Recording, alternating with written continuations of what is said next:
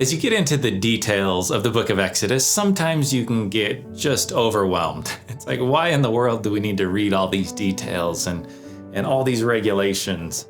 But in the middle of all those details and all those regulations, considering the Old Testament worship, we find these little gems that help us to understand the plan of salvation and what God wants to do for us.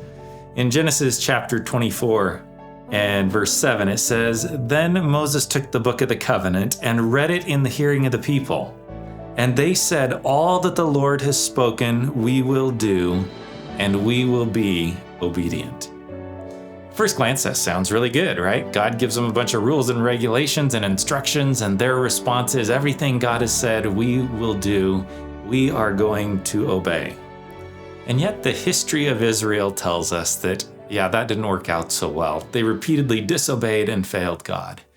But right in the next verse, God gives us a message of hope and a promise. It says in verse 8, "And Moses took the blood and threw it on the people." That sounds a little gruesome, doesn't it? But as you look at the symbolism, it says, Moses replies to them and says, "Behold the blood of the covenant which the Lord has made with you in accordance with all these words." See, the point of the covenant was not that the people would earn the reward by their obedience.